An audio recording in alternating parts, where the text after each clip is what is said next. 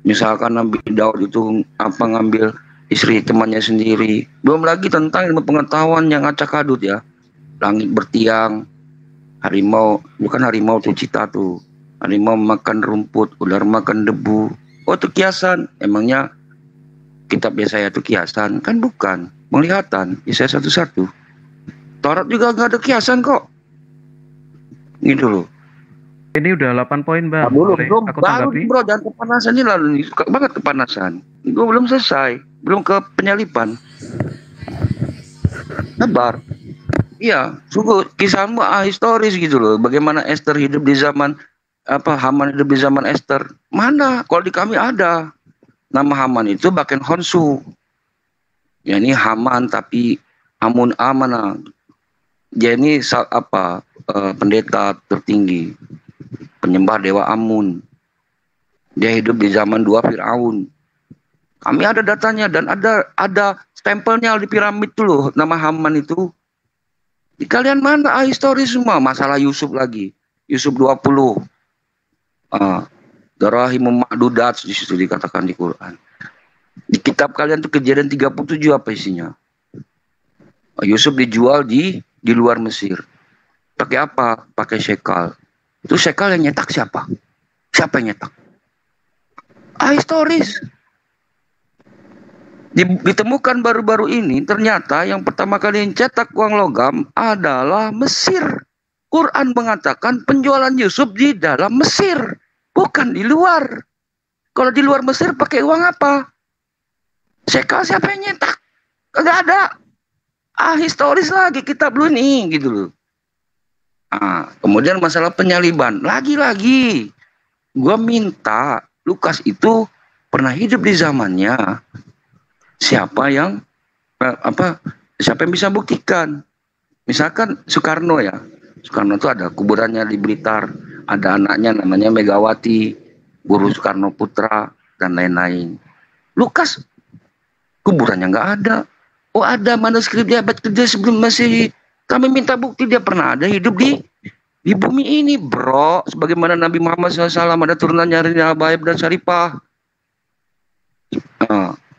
Bagaimana Nabi Ibrahim pernah pergi ke Mekah, ada Zam-Zam.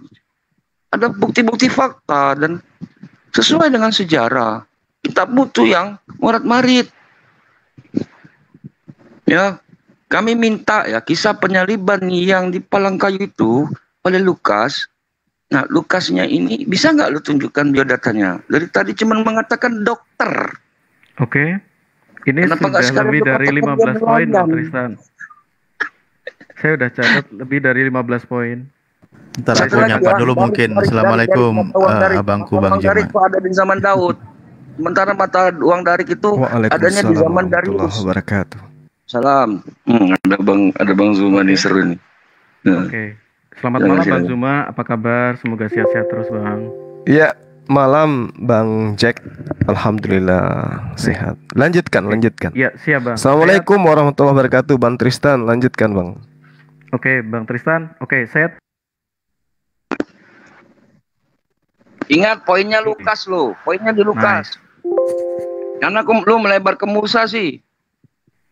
Poinnya di Lukas.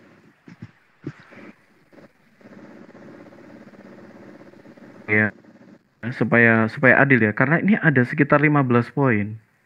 Oke, Anda mengatakan semua ternak mati.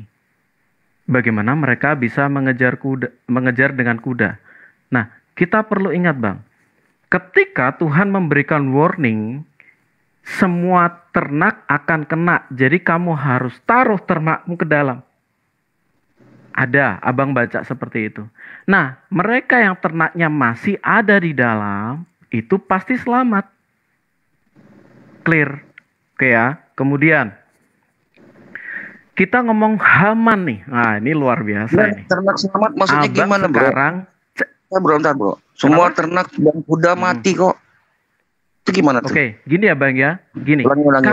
Semua, misalnya gini. Semua orang melihat kejadian itu. Apakah orang-orang yang di ujung sana ngelihat? Jadi itu tetap menggunakan bahasa, Bang. Seperti itu pemahamannya. Kereta kuda liar ya, bukan yang ternak gitu. Bukan seperti itu. mereka, jadi gini, kalau kita buka ya di kitab Keluaran itu ya Bang ya, Musa sudah memberi warning dan beberapa orang yang takut, walaupun itu entah dari Israel entah itu dari Mesir, mereka taruh ternaknya ke dalam karena akan ada hujan es dan lain sebagainya. Nah itu selamat. Oke, sekarang ya Bang ya, kita ngomong soal Haman. Cantik ini ya. Abang googling saat ini yang namanya wasir atau semacam pengawas di dalam zamannya Mesir. Nggak ada satupun bernama Haman. Jangan sedih. Sorry, tidak ada satupun yang bernama Haman. Sekarang abang googling itu. Semua dari urutkan aja. Apalagi di zamannya Ramses. Ramses itu ada pada generasi 19 dan 20. Itulah kenapa yang ahistoris itu siapa? Patung Haman ada di Jerman. Patung Haman itu ada Saya di Jerman. tahu itu. Di Museum Vena kan? Di Museum Vena kan? Ku tahu. Aku udah selidiki itu. Justru Haman di zaman Esther itu dapat dari mana? Haman itu adalah orang Agag. Nah, yang di dalam situ itu bukan Haman, yang di situ adalah Hemiunu Hetep. Siapa itu? Dia adalah wasir dinasti keempat, bukan zaman Ramses. Tulisan hieroglifnya itu Hamnata tapi Amana. Salah. HMNH. Tulisannya HM. Bahkan Honsu nama aslinya. Bisa tunjuk. Waduh ngawur ini. Kamu googling saya ada izinkan saya selesaikan ini dulu boleh? Bang Tristan, boleh saya selesaikan ini dulu? Nanti ya abang bisa mencari sendiri nama-nama wasir di dalam Mesir. Tidak ada satupun yang bernama Haman. Itu suatu bukti yang luar biasa kuat. Jadi apa yang dikatakan baik itu oleh Harun Yahya, Maurice Bucaille, yaitu mohon maaf, mereka out of sumber yang nggak tahu. Kemudian masalah jasad Firaun yang diselamatkan. Gini ya Bang ya, ketika pada zaman Napoleon pun, Firaun, bukan Firaun ya, saya nggak ngomong Firaun, mumi itu diawetkannya pakai garam. Nggak usah yang namanya pakai masuk ke dalam apa namanya? Jadi tidak perlu yang namanya menggunakan oh ini Ramses, pasti Ramses. Semua mumi dimumifikasi pakai garam. Jadi zaman Napoleon, ketika Napoleon ke Mesir pada waktu itu mumi-mumi itu dijejer dan semuanya digarami. Nggak bisa kita, oh inilah si Ramses. Itu sudah sampai perut ya klaim yang salah. Sampai perut nggak? Sampai perut nggak garam? Sampai ke dalam perut nggak garamnya? Loh kalau mumifikasi itu tentu semua Bang. Seperti semua. Itu. Tapi kata Maurice Bucaille satu-satunya Firaun yang tergantung garam di dalam tubuhnya masuk ke dalam organ-organnya itu hanya Ramses doang. Iya. Nah masalahnya Maurice Bucaille tidak tahu bagaimana mumifikasi. Oke saya lanjutkan ya Bang ya. Semuanya pakai garam dong. Lu siapa bro? Kemudian, ya profesor. Loh, Maurice Bucaille aja salah ngomongin Haman kok. Oke, lanjut ya Bang. Aduh bro. Jasad Firaun tadi. Sekarang mengenai kuburan di Hebron. Ini ya Bang ya. Bahkan teman-teman Muslim pun mengakui bahwa kuburan Abraham ada di Hebron. Kalau Abang nih googling pakai Google Map tuh di kuburnya Abraham itu di sebelahnya ada masjid tuh. Coba dilihat tuh. Di situ kawan Muslim itu pakai bikin dua semacam itu terus kemudian ada tulisan hijau dari bahasa Arab. Itu di situ. Mereka mengakui kubur Abraham di Hebron. Nah, itu sesuai dengan histori. Kemudian bagaimana Sulaiman menyembah patung? Ya, Sulaiman menyembah patung. Itu memang sejarah mencatat seperti itu. Apa yang jelek dikatakan oleh Alkitab jelek. Bedanya Alkitab tidak menyuruh melakukan itu.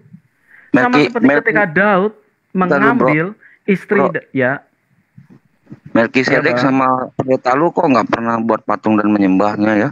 Kok lebih mulia pendeta lu? Aneh. Bukan seperti itu Bang. Gini, yang dilakukan Sulaiman pada waktu itu dia menikah dengan ilah-ilah dengan anak-anak perempuan dari ilah-ilah bangsa lain. Pendeta lu Hatinya pernah terpikat. ngambat bini orang nggak? Pendeta lu? Kayak Nabi Daud. Yang mana dulu? Nggak pernah ya? Yang mana Nggak dulu? pernah lah. Menurutku pernah lah, ada lah yang seperti itu.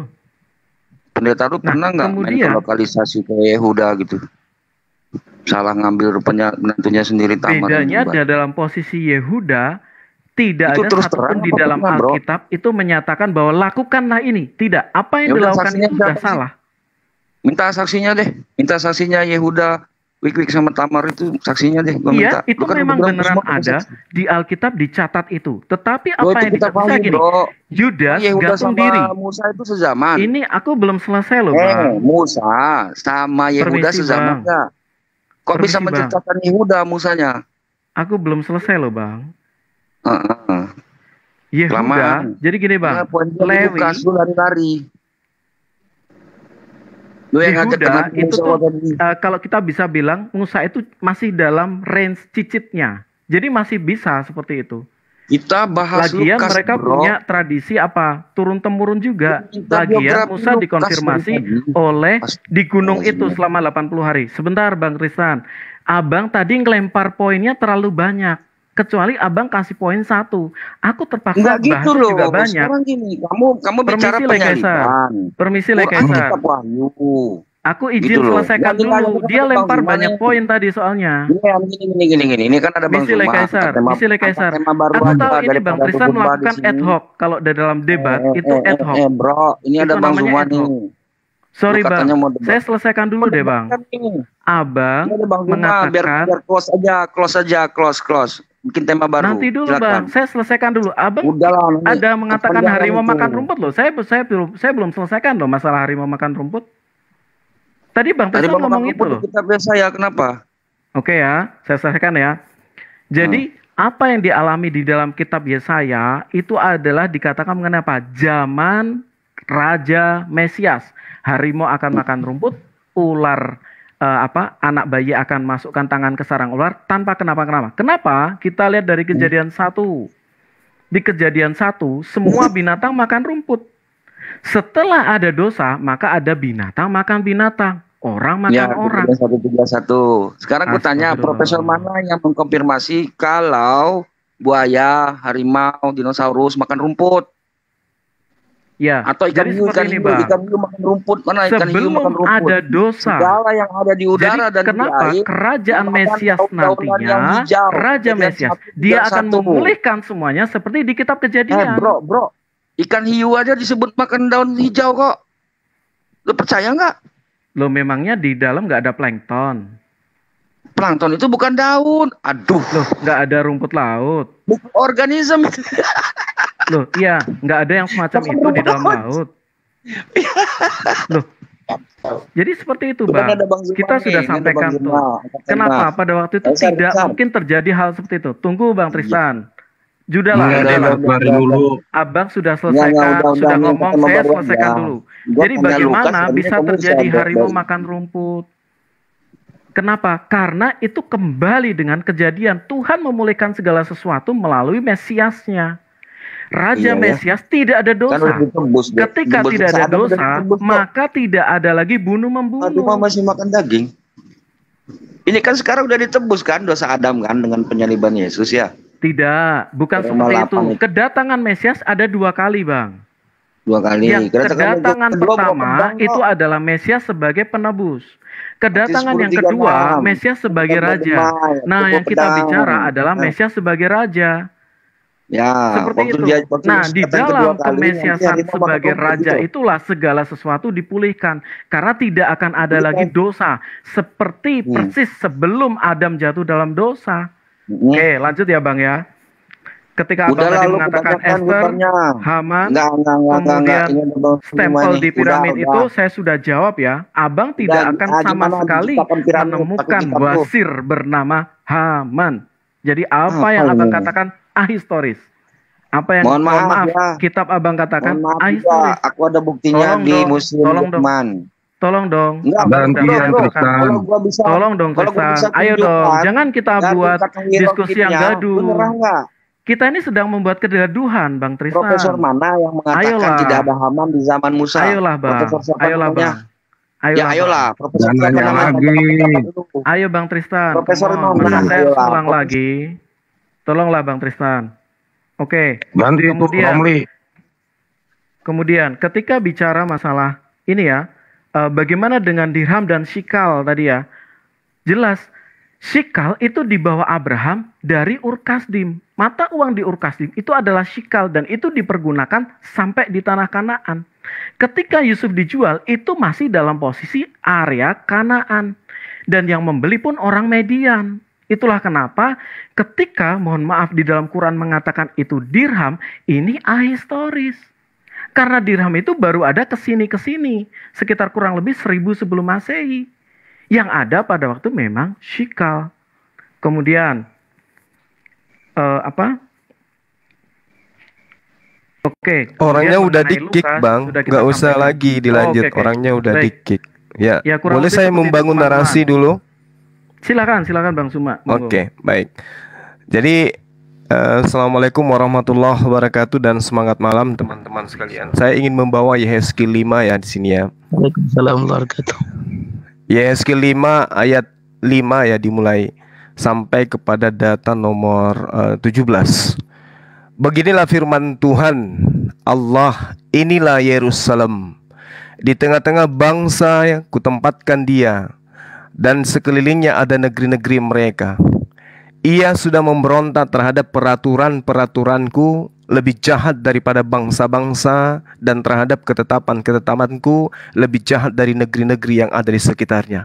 Ini tuduhan Allah kepada Yerusalem, bahwa orang Yahudi, dalam hal ini Yerusalem ya, orang penghuni penduduk Yerusalem dalam arti kata Bani Ishak itu, oleh Allah katakan bahwa mereka adalah pembuat kejahatan karena selalu memberontak terhadap peraturan-peraturan Tuhan. Di sini belum ada penulis-penulis kitab kanonik.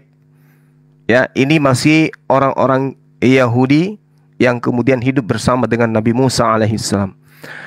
Kemudian dikatakan karena mereka menolak peraturan-peraturanku, dan kelakuan mereka ini tidak selaras dengan ketetapan-ketetapanku.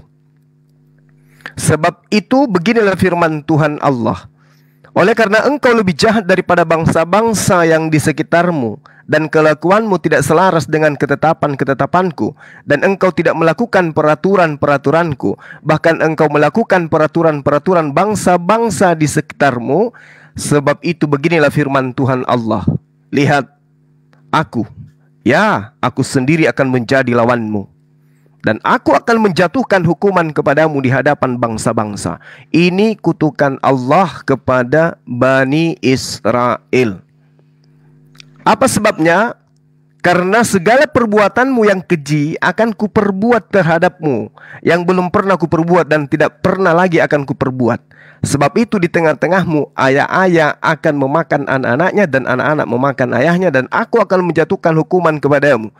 Sedang semua yang masih tinggal daripadamu kuhamburkan ke segala penjuru angin. Sebab itu demi aku yang hidup, demikian firman Tuhan Allah, sesungguhnya oleh karena engkau menajiskan tempat kudusku dengan segala dewamu, dan menjijikkan dan dengan segala perbuatanmu yang keji, aku sendiri akan meruntuhkan engkau. Aku tidak akan merasa sayang dan tidak akan kenal belas kasihan. Sepertiga daripadamu akan mati kena sampar, dan mati kelaparan di tengah-tengahmu. Sepertiga akan tewas dimakan pedang di sekitarmu, dan sepertiga lagi akan kuhamburkan seperti mata angin, ke semua mata angin. Dan aku akan menghunus pedang dari belakang mereka. Aku akan melampiaskan murkaku. Jadi di sini Allah sedang marah terhadap Bani Israel yang meninggalkan hukum Taurat, yang meninggalkan hukum-hukum Tuhan, ketetapan-ketetapan Tuhan. Lalu kemudian muncul kitab saudara, kitab kanonik yang begitu Anda banggakan, yang hanya berasal dari cerita-cerita yang dibangun demi untuk seakan-akan menggenapi kitab Septuaginta.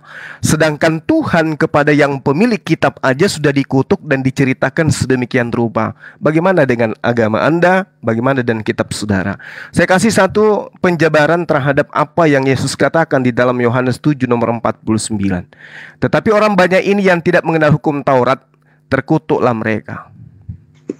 Jadi hukum Taurat tadinya itu sudah diobok-obok ketetapannya kemudian tidak dipenuhi, sedangkan Tuhan di dalam kitabnya orang Yahudi, Yosua 1 nomor 6 misalnya, hanya kuatkan, teguhkanlah hatimu, ya, dengan sungguh-sungguh, bertindak hati-hati sesuai dengan seluruh hukum yang telah diperintahkan kepadamu oleh hambaku Musa. Ini firman Tuhan menurut kitabnya orang Yahudi. Janganlah menyimpang ke kanan atau ke kiri, supaya engkau beruntung kemanapun engkau pergi. Ini perintah. Jadi tidak boleh kemudian orang Yahudi itu meninggalkan perintah, ketetapan, aturan main yang Tuhan perintahkan melalui perantaraan Nabi Musa. Jangan menyimpang ke kanan, jangan menyimpang ke kiri.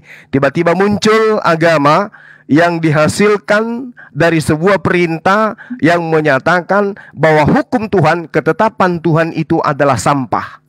Anda boleh lihat di dalam kitab saudara Filipi 3 nomor 8, bagaimana pendiri agama Anda mengatakan hukum dan ketetapan Tuhan itu adalah sampah.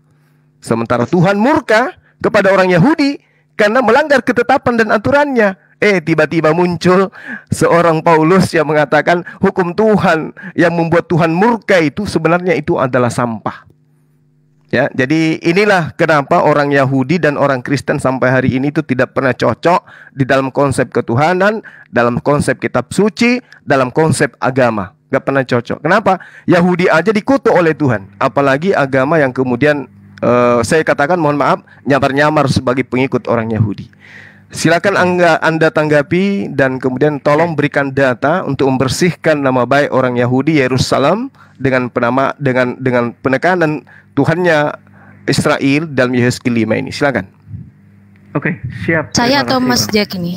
Saya atau Mas Jack? Mas Jack aja. Oh, oke. Dua-duanya boleh tapi gantian. Gak perlu, saya orangnya gentle. Kok gentle? Ini kita lagi berdialog, bukan untuk jago-jagoan. Silakan Anda bantah argumen yang saya bangun tadi. Silakan. Nanti Kak Mina yang akan membicarakan selanjutnya ya. Jadi iya, gantian aja kalian. Terima kasih Bang Suma atas mamanya. Saya mau berdoa dulu ya. Tuhan, aku mengucap syukur biarlah pada malam hari ini Tuhan berkati para viewer Bang Suma. Mereka boleh memahami Alkitab kami dari kacamata kami, bukan dari kacamata kitab mereka. Dalam nama Tuhan Yesus Kristus. Amin. Gini Bang, ketika kita bicara Yehezkiel, ingat ada satu pemahaman hermeneutik yang seringkali saya melihat Abang belum memahami bagaimana memandang iman kami. Hermeneutik itu meliputi apa? Konteksnya apa? Konteks tidak akan pernah didapat tanpa membaca secara kepenuhan, secara penuh. Konteks Yeremia ini sebenarnya dalam posisi apa sih? Nah, kita bisa menggunakan 5W1H. What, when, where, who, why. Apa yang sebenarnya terjadi? Kapan itu terjadi? Bagaimana sih peristiwanya? Nah, itu bicara konteks. Kemudian kita juga bicara mengenai ayat paralel. Dan juga mengenai yang ketiga, konsistensi tafsir. Nah, ketika bicara what, when, where, apa yang ada di situ? Satu, pembuangan terjadi karena mereka melupakan Taurat. Saya setuju. Semua setuju. Nah, kemudian ketika di akhir dari kitab Yehezkiel, ingat di akhir kitab Yehezkiel, di situ ada apa? Ada pemulihan. Jadi apa? Dari awal Tuhan memang mengasihi umat Israel dan bukti kasih itu dilakukan dengan apa? Dengan menghajar umatnya. Saya nggak mungkin hajar anak tetangga. Saya hajar anak saya karena bukti kasih saya. Tetapi setelah saya hajar, saya berikan dia damai sejahtera, saya comforting dia, saya sayang dia. Sama, itu yang dilakukan Tuhan terhadap Israel. Israel pada waktu itu sudah begitu melanggar. Nah, yang diberikan pada waktu itu adalah hukuman pembuangan 70 tahun. Di dalam pembuangan 70 tahun, banyak nabi-nabi palsu yang bernubuat, oh ini hanya akan ada 2 tahun saja pembuangan. Nah, semakin seperti itu Tuhan nge-push dan itu akan dilanjutkan lagi. Kalau mereka memang tidak mau tunduk kepada Tuhan. Tetapi setelah itu apa? Ada janji pemulihan. Nah, janji pemulihan kemudian bahkan bukan hanya Yehezkiel, Bang. Yang membicarakan masalah pembuangan di Babel itu mulai dari Yeremia, Yehezkiel, Esra, Daniel, kemudian bahkan sampai Nehemia.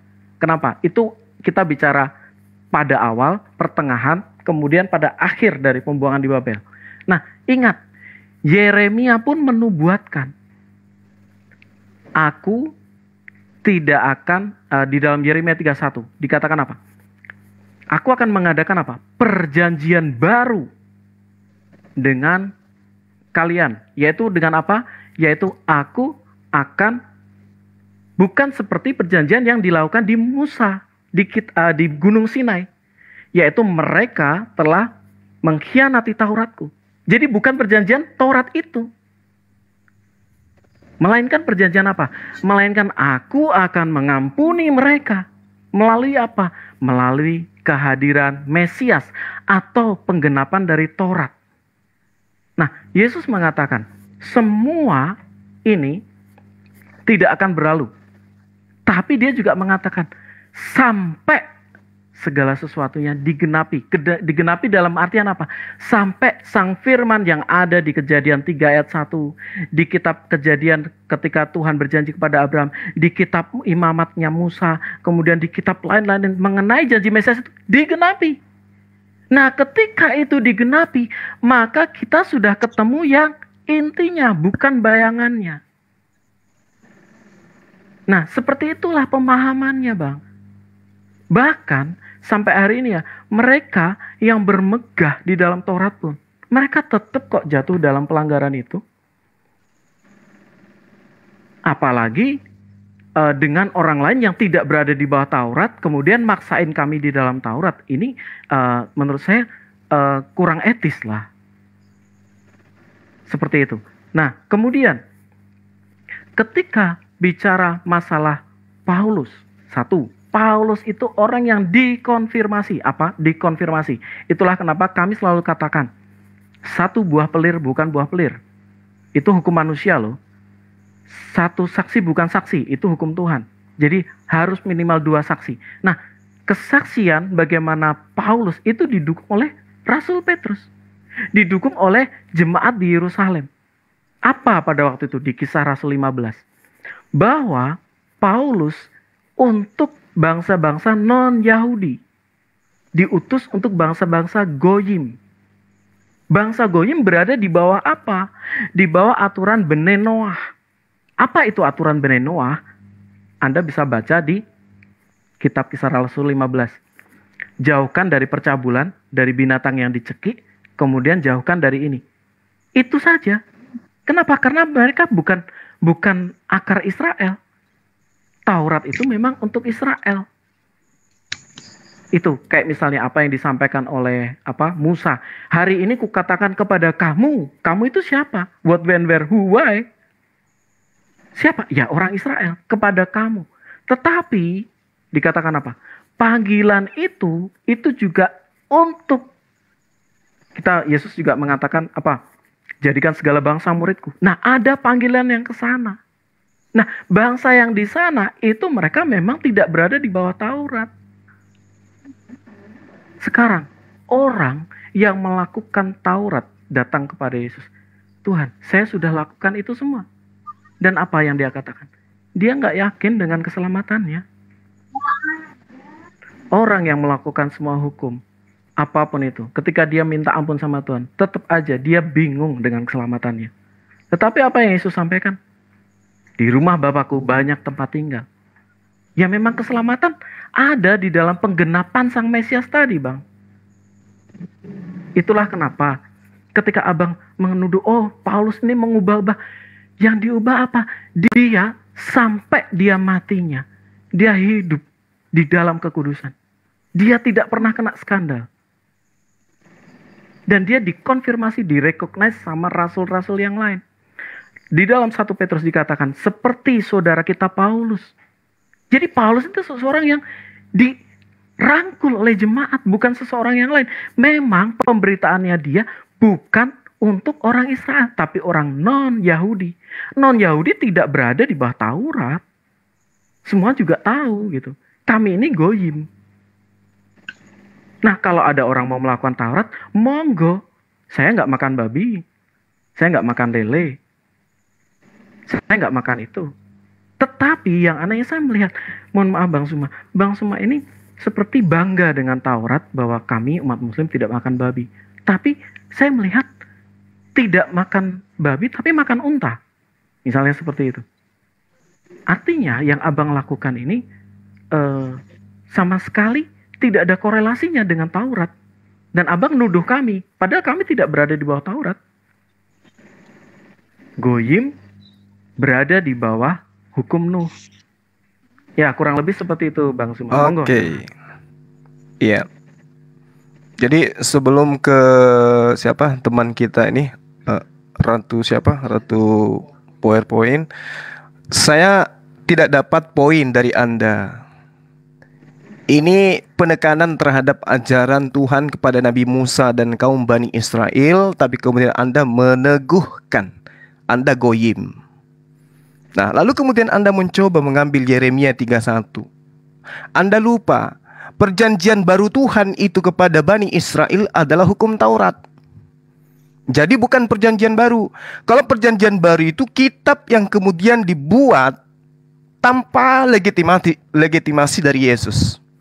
Nah, coba kita lihat. Ini sedikit sederhana ya untuk saudara pahami. Matius 17 nomor 10 sampai nomor 12. Di situ dengan terang dikatakan bahwasanya kalau demikian mengapa ahli-ahli Taurat berkata bahwa Elia harus datang dahulu? Jawab Yesus, memang Elia akan datang dan memulihkan segala sesuatu.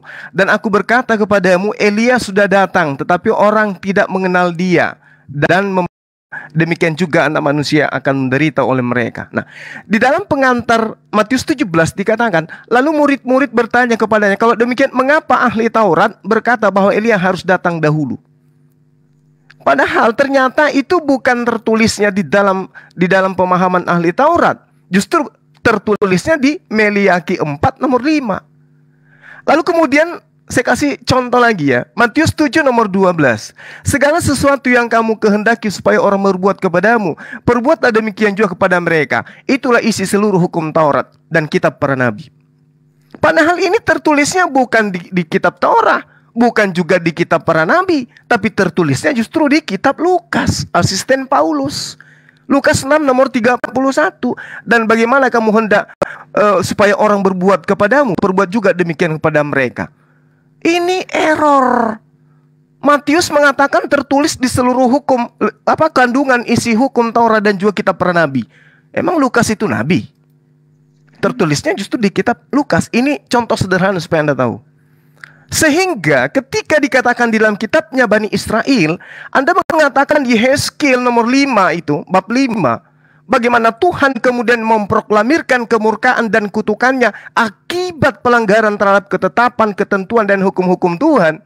Tuhan mengutuk mereka kemudian. Lantas Anda mengatakan, baca Yehezkiel paling terakhir, dia kemudian dipulihkan. Dipulihkan gimana? Faktanya setelah mereka keluar dari pembuangan di Yerusalem, Yesus yang datang sebagai nabi, sebagai rasul, justru ditolak. Bahkan mereka kemudian berkongkong-kongkong mengajarkan Yesus itu adalah Tuhan. Dan itu Anda aminkan. Error. Bagaimana Anda mengatakan dipulihkan sementara setelahnya malah semakin parah mereka? 15. Celakalah engkau wahai ahli kitab, wahai orang Farisi, wahai orang munafik, engkau menjelajahi daratan, engkau menyeberangi lautan untuk mentobatkan orang masuk ke dalam agamamu. Ya, setelah mereka bertobat, mereka menjadi orang neraka dan 2 kali lebih jahat daripada engkau sendiri. Siapa pelaku itu? Orang-orang yang saudara katakan sudah dipulihkan. Justru lebih parah. Makanya Yesus mengatakan dalam Yohanes, ya, di dalam Yohanes Yesus mengatakan begini, orang-orang yang ada di sini tidak mengenal hukum Taurat, terkutuklah mereka. Tidak mengenal hukum Taurat, Yesus katakan terkutuklah mereka. Apalagi yang tidak menjalankan. Nah, kalau Anda mengatakan kami goyim, kami tidak punya kewajiban kemudian untuk melakukan hukum Taurat. Bung, Anda baca surah-surah Paulus. Roma 7 nomor 6. Tetapi sekarang kita telah dibebaskan dari hukum Taurat, sebab kita telah mati bagi Dia yang mengurung kita, sehingga kita sekarang melayani dalam keadaan baru menurut roh. dan bukan dalam keadaan lama menurut hukum Taurat. Ini bukan firman Tuhan. Ini tidak ada. Anda cari di dalam perjanjian lama, satu data pun tidak akan Anda temukan hal-hal yang seperti yang dituliskan oleh Paulus ini. Itu yang pertama. Kedua, Galatia 5 nomor 1. Supaya kita sungguh-sungguh merdeka. Kristus telah memerdekakan kita. Dan karena kita berdiri teguh dan jangan mau lagi dikenakan kuk penghambaan. Ini dimerdekakan dari apa? Dimerdekakan dari hukum-hukum Tuhan. Dibebaskan. Ini di mana ini tertulis di perjanjian lama ini? Nggak ada.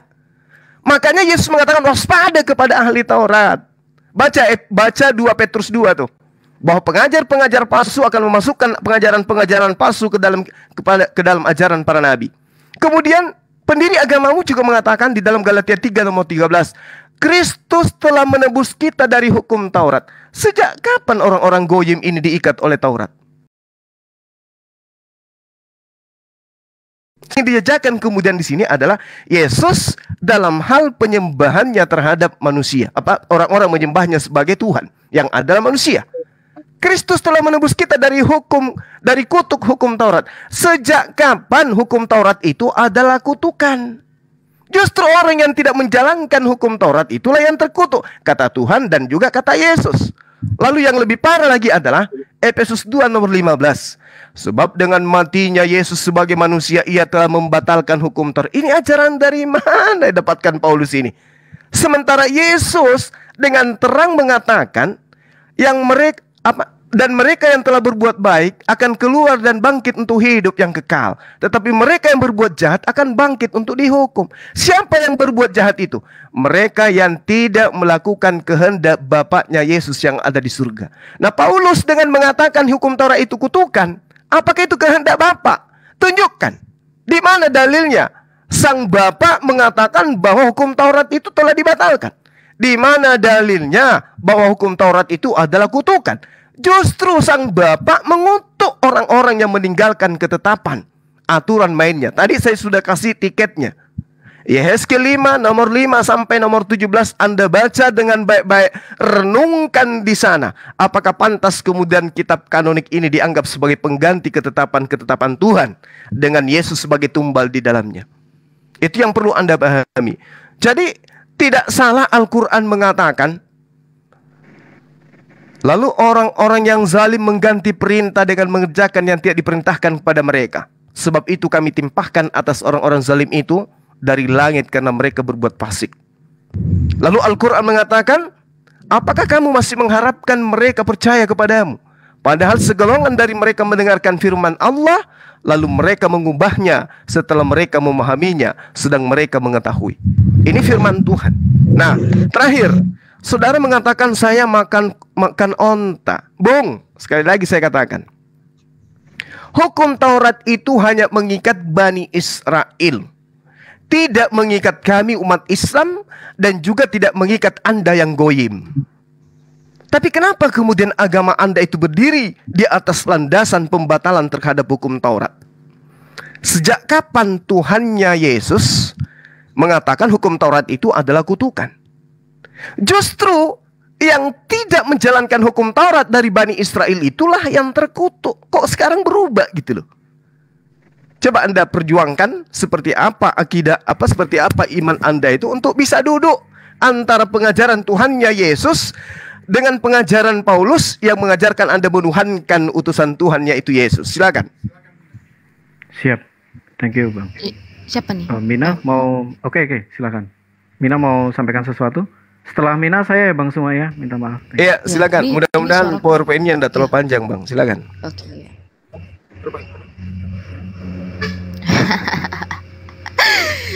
Iya, sebenarnya sih saya mau klarifikasi dulu dengan Ratu PowerPoint. Kenapa nggak Muhammad Ali juga dikatakan Raja PowerPoint, sedangkan beliau juga membawa PowerPoint gitu loh. Itu hal yang tidak masuk akal, teman-teman. Aku masuk saja langsung ke substansi dari pertanyaan Pak Zuma yang terlalu banyak membuat poin-poin yang menurutku dia cocokmologi dan bahkan bukan menurut saya saja ya, menurut Tuhan pun juga cocokmologi dan tidak sesuai. Kita mulai teman-teman. Di Mazmur 147 ayat 19 sampai 20 kalian buka saja sendiri. Jadi biar kalian bilang saya tidak Ratu PowerPoint ya. Berusaha dong, ada HP.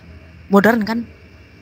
Buka di Alkitab kita di Mazmur 147 ayat 19 sampai 20 di mana bahwa perintah-perintah dan hukum-hukumnya itu hanya pada bangsa Israel, bukan di luar dari bangsa Israel. Lalu kemudian ketika Paulus mengatakan bukan hukum Yahudi atau Taurat sendiri yang menekan kamu atau tradisi-tradisi nenek moyang. Kalian tahu apa yang dimasukkan oleh apa yang dikatakan oleh Paulus? Menurut Paulus, bahkan di luar dari Yahudi itu tidak diperkenankan mengikuti tradisi Yahudi. Kita lihat ketika di Kisah Para Rasul, beliau mengatakan kepada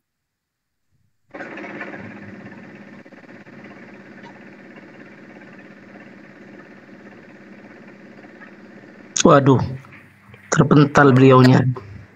apa? Oh. Sorry. Ya kalau aku buka Alkitab memang nggak bisa ya. Ini PowerPoint-nya Kisah itu Para dibuka itu, Rasul Ustaz. nggak bisa buka Alkitab, bukan PowerPoint. Kalau PowerPoint mah feedback atuh. Alkitab kalian buka aja di Kisah Para Rasul 21 ayat 18 sampai seterusnya. Kalian baca di sana bahwa Rasul Paulus pun dihina oleh Yahudi. Apa dihinanya? Kalian membawa orang Yunani ke dalam bait suci. Anda tahu, orang Yunani paling banyak di sekitaran jajaran di sana. Orang Yunani sangat berkuasa karena orangnya cerdas. Kenapa orang Yunani tidak boleh masuk bait suci Allah? Karena apa? Karena bukan orang Yahudi. Satu, kalian bersyukur ketika di Konsili Yerusalem orang Kristen bisa berhasil membuat kita memegang kitab Taurat. Muslim apakah bisa? Tidak. Di dalam aturan Torah Musa 613 misfot dilarang untuk bersujud atau menghadap ke hadap apa? Selain dari tempat suci Allah orang Yahudi. Di mana? Kalian tahu sendiri ya, di Israel, bukan di Mekah Arab. Itu tidak pernah masuk ke dalam 613 misfotnya orang Yahudi. Harus tahu Bang Zuma, hati-hati. Kamu megang kitab mereka, kamu juga bisa kok dikatakan goyim karena kamu bukan dari Allah yang sama. Oke, kita lihat dari Allah yang sama dulu sebelum kita masuk ke Yesus. Allah orang Yahudi mengerti bahwa Dia Maha Kuasa. Apa sih maha kuasanya, Mina? Kita buka aja ya, lebih dari awal sekali. Ketika Adam dan Hawa bahasa mudahnya biar Bang Zuma ini paham. Ketika Adam dan Hawa itu melakukan dosa pemberontakan terhadap Allah, apakah Allah mengatakan, saya akan mengampuni kamu? Tidak. Apa yang dilakukan oleh Allah? Allah mengorbankan domba untuk manusia sebagai apa? Penutup salah manusia agar manusia tidak malu terhadap dosanya. Tetapi apalagi yang dilakukan oleh Tuhan? Tuhan menjanjikan kepada Adam dan Hawa di Kejadian 3:15 bahwa akan ada penolong untuk mereka yang akan membuat mereka keluar dari dosa. Di dalam iman Islam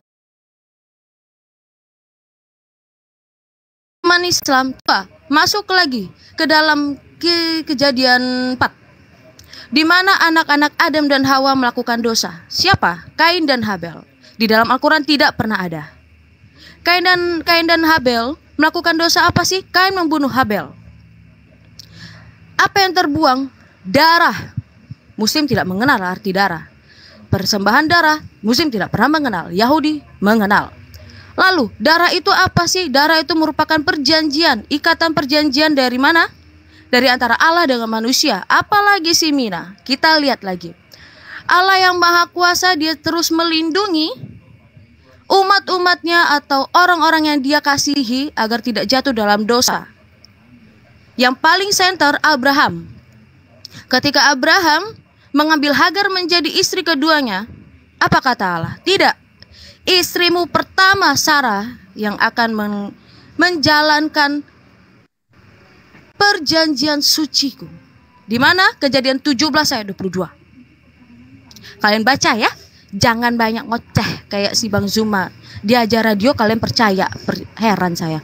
Nah, kemudian apakah Allah mengatakan boleh kamu menikah 2 kali agar kamu bisa mendapatkan keturunan? Jauh. Allah yang Maha Kuasa, Dia mampu memberikan keturunan dari siapa? Sarah dan Abraham. 2. Kita lihat dari Musa. Musa 40 tahun di padang gurun. Mereka diberikan makan apa? Mereka diberikan makan dari Allah, yaitu roti mana dari surga, yang bahkan dikatakan kalaupun tidak ada babi boleh dimakan, asalkan kalau ada babi haram dimakan. Imamat 11 mengatakan apa?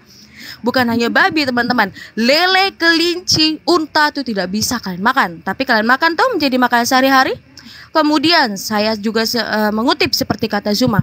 Lalu bagaimana Yesus bisa dikatakan penjaga Taurat itu sendiri? Taurat itu tidak perlu dijaga sebab dia sendiri Taurat itu.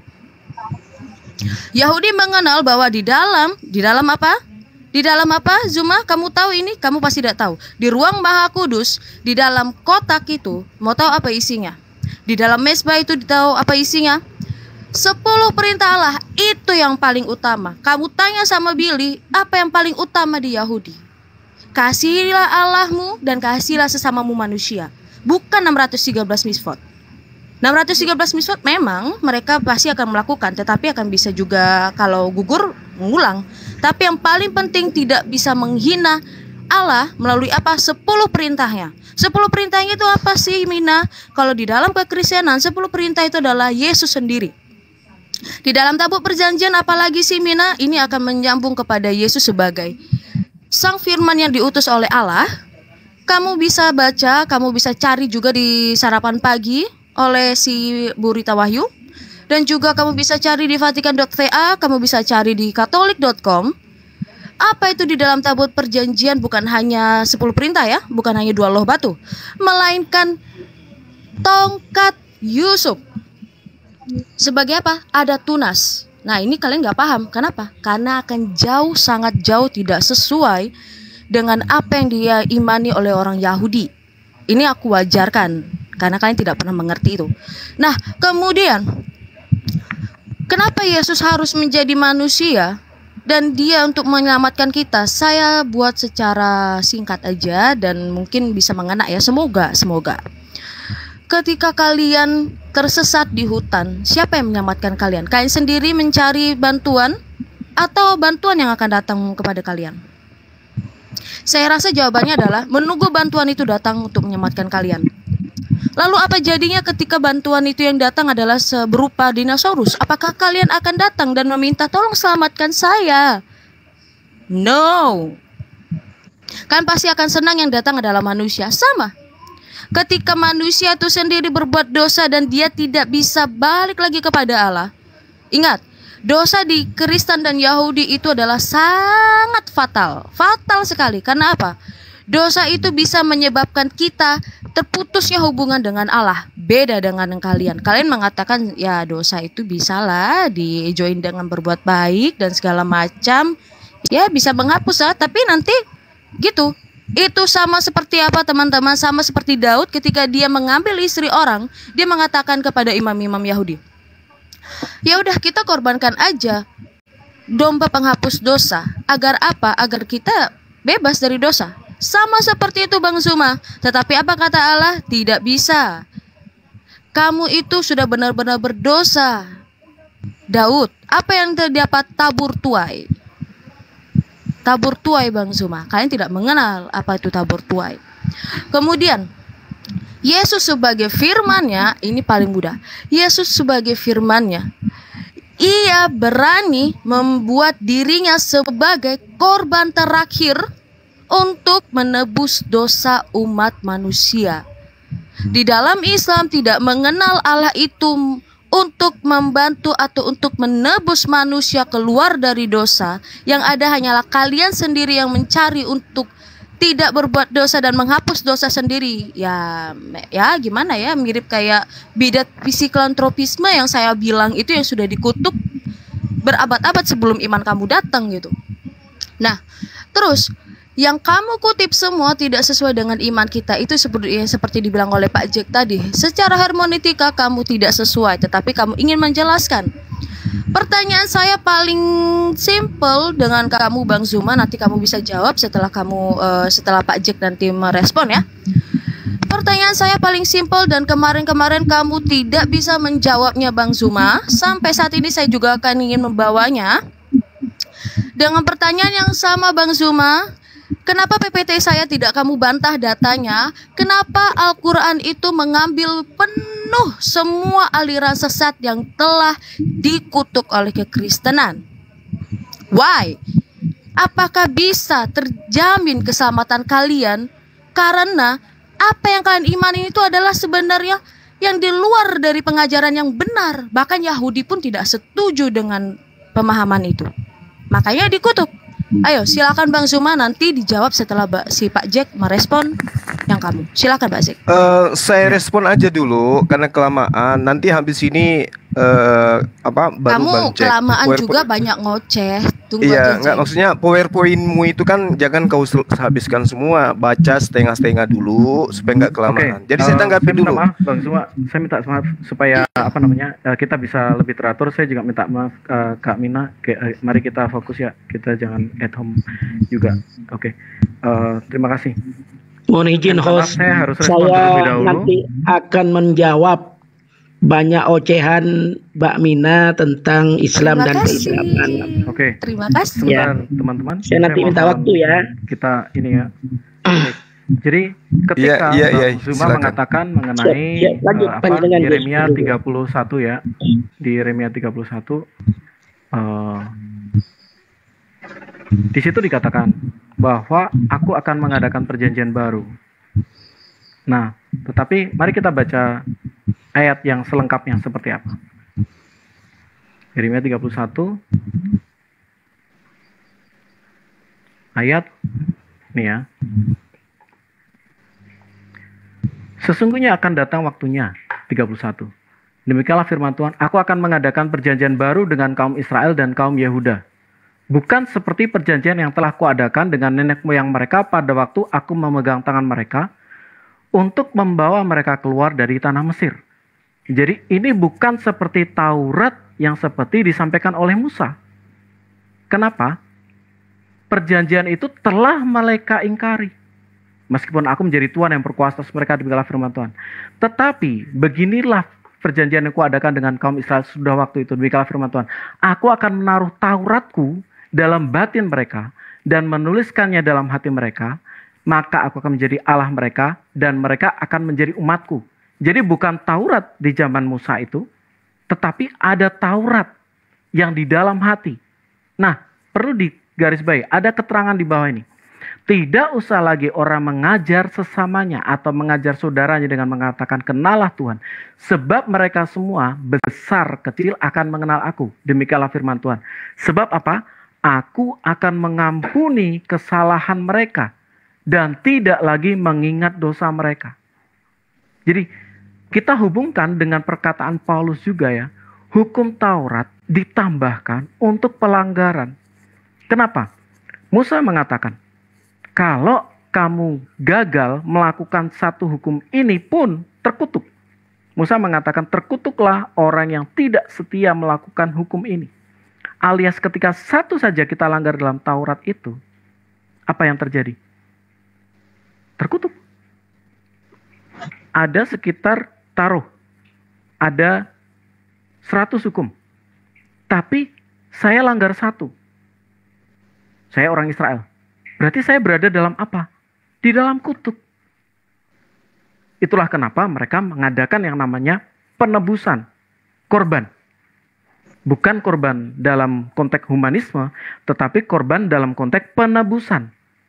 Sesuai dengan Yesaya 53 dan dikatakan Yeremia 31 ini, aku akan mengampuni kesalahan mereka. Ini bicara mengenai perjanjian baru, mengenai penggenapan kedatangan Mesias di dalam perjanjian baru nanti. Bahwa dia datang untuk mengampuni kesalahan kita, untuk menebus kita dari kesalahan kita. Jadi Taurat baru itu bicara mengenai penebusan yang ada di dalam Kristus. Kemudian dikatakan tanpa legitimasi Yesus, orang-orang itu menuliskan. Nah, pertama, Yesus mengatakan jadikan segala bangsa muridku. Ketika Yesus menyuruh segala bangsa menjadi muridnya.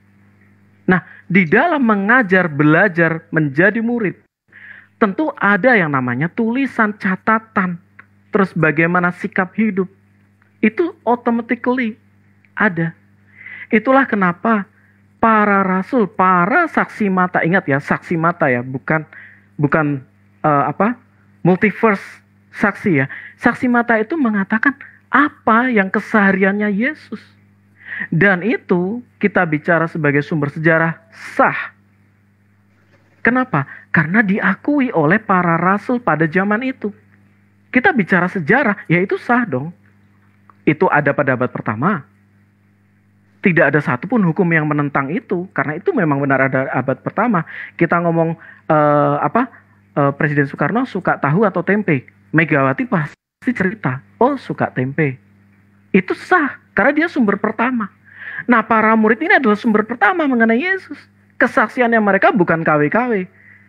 Bukan berasal dari wahyu seseorang yang kita nggak tahu, kita nggak konfirmasi dulu.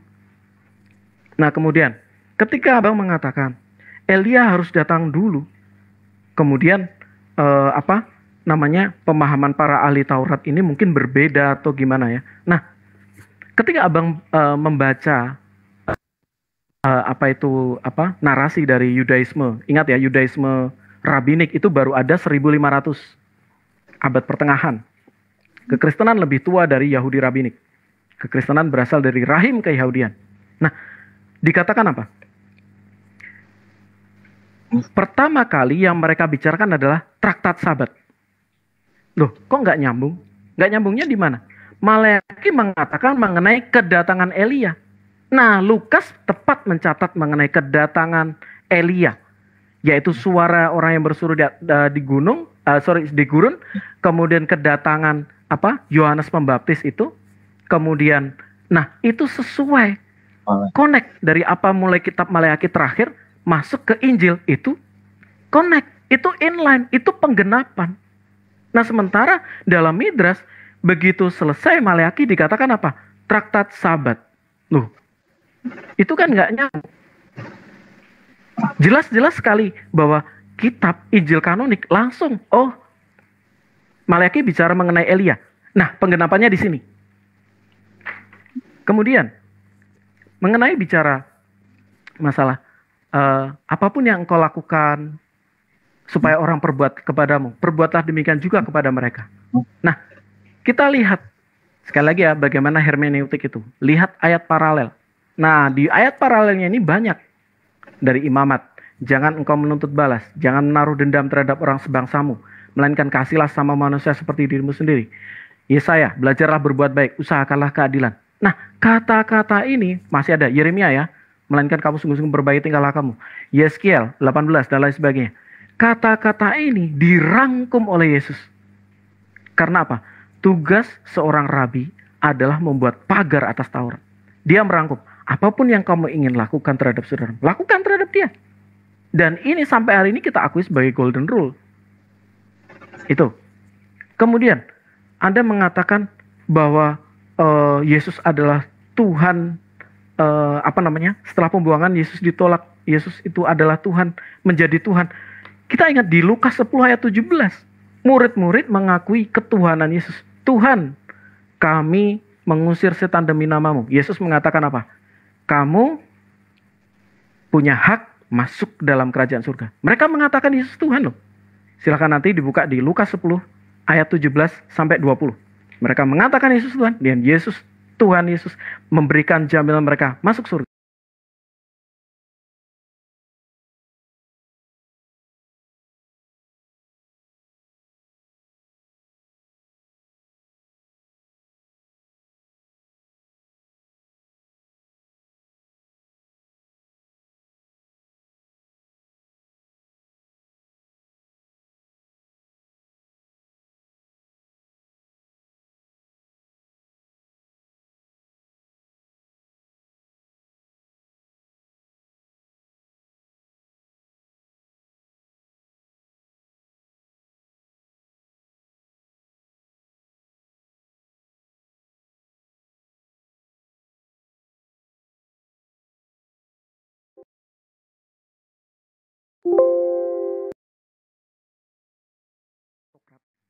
Nah, orang Farisi ini dapat segmennya apa? Menengah ke bawah.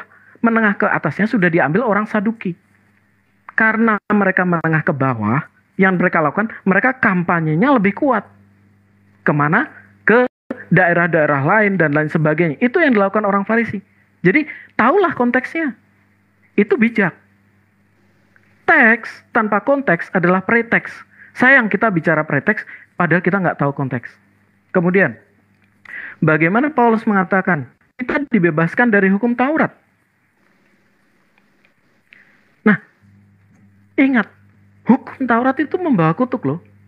Ketika abang mau bermegah atas hukum Taurat, saya mau melakukan hukum Taurat, sunat, tidak makan ini, tidak makan ini. Suatu saat nih, kepentok, harus makan unta. Berarti apa?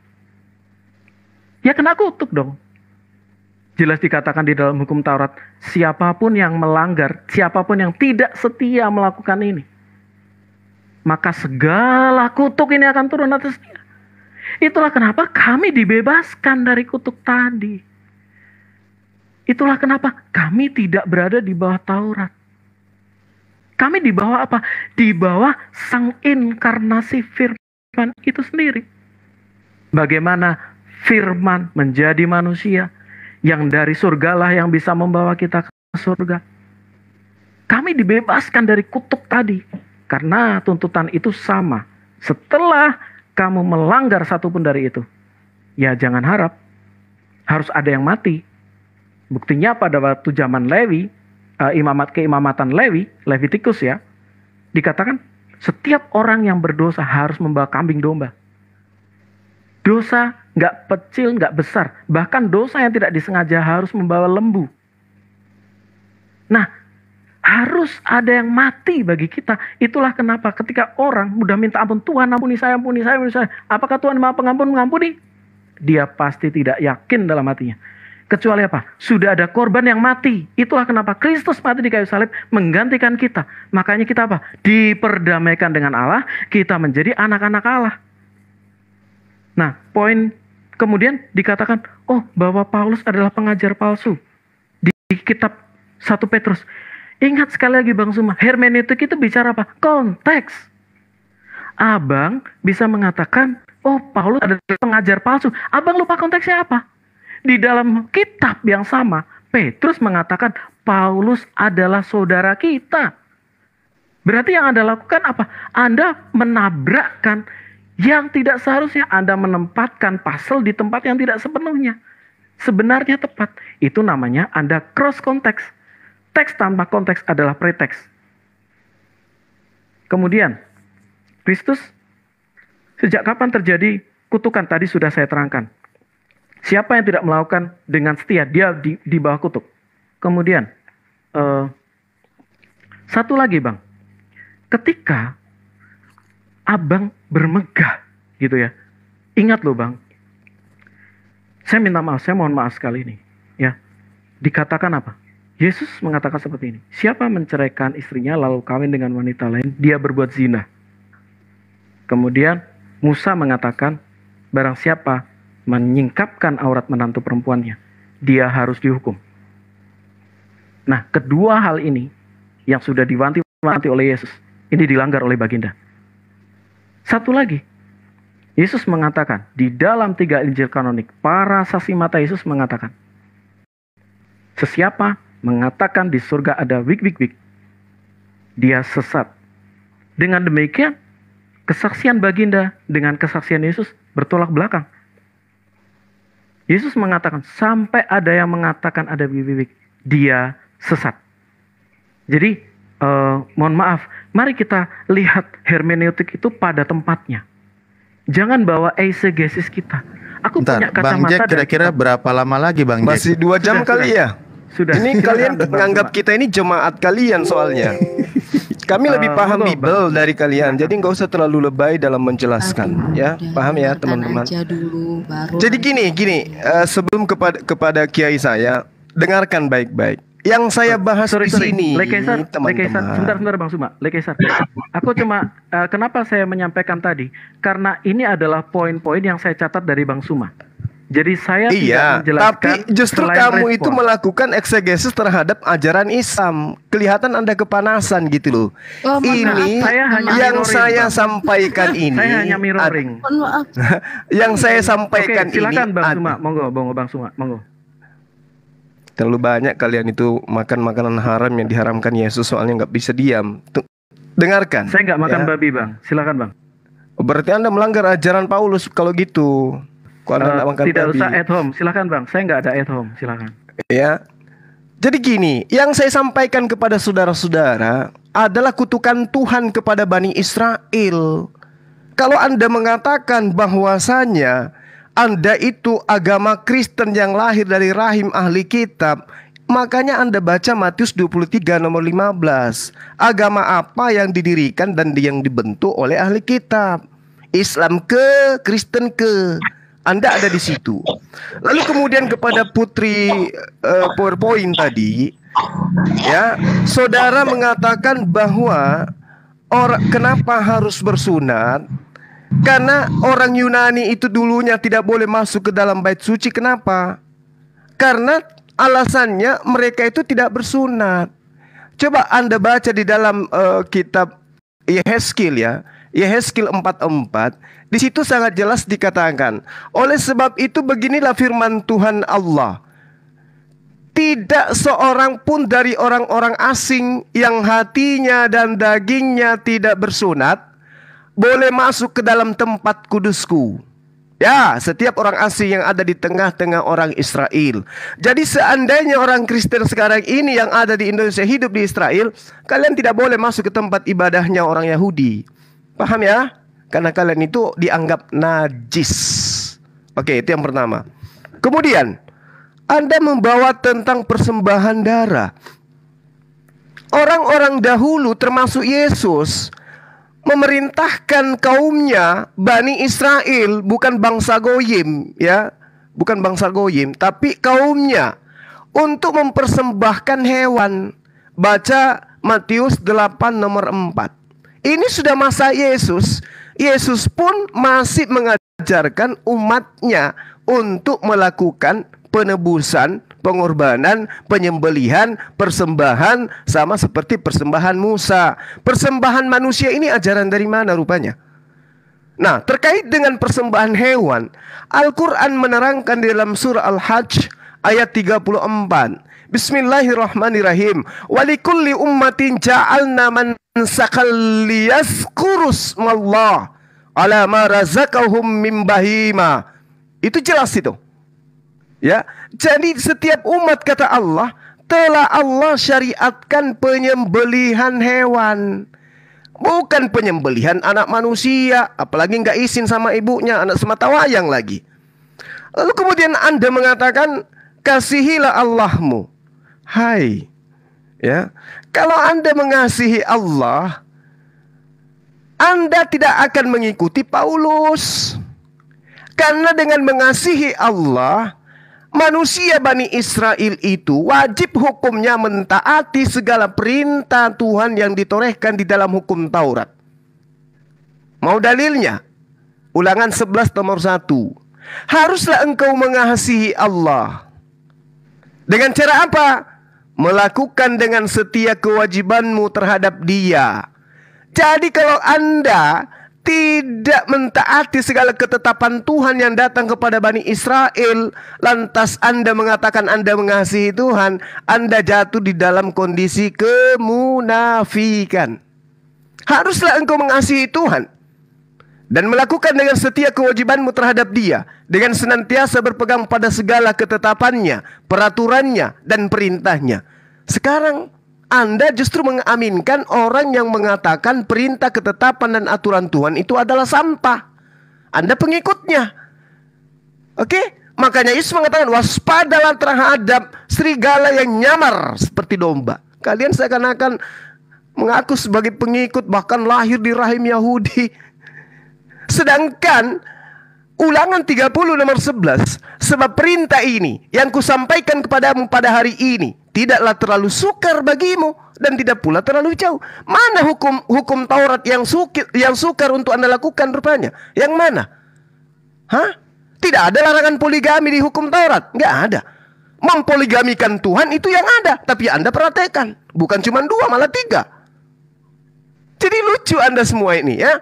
Ketika Anda mengatakan bahwasanya Islam, Bung, Islam tidak pernah mengatakan datang untuk kemudian sebagai agama yang lahir dari rahim Yahudi. Nggak ada.